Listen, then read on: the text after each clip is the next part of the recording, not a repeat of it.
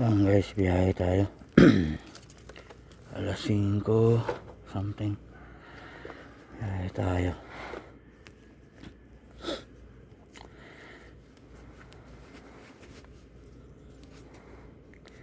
Biyahe tayo papasok sa trabaho guys.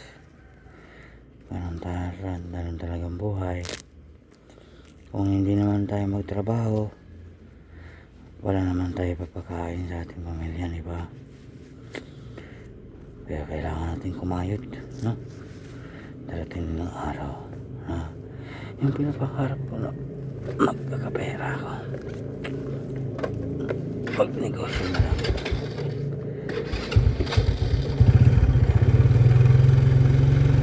Tamang biyahe lang tayo ngayon. Pero basta-basta patakbo na mabilis.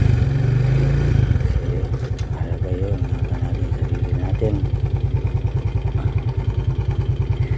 Dahil marami pang nagmahal sa atin.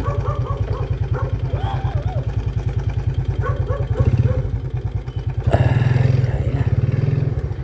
let's go.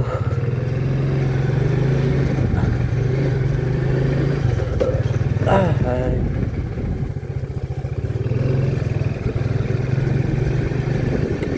Tamang biyahe tayo guys.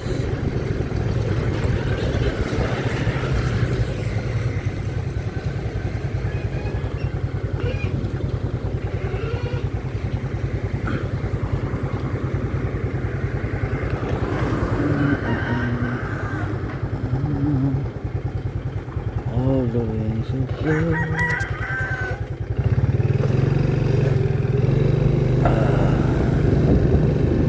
Dito na tayo sa post natin guys. Dito na tayo sa ating post. Aga natin, no? Aga tayo, aga din tayo ating dito.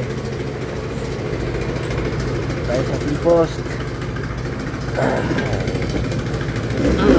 Yan. Ay, kapagod.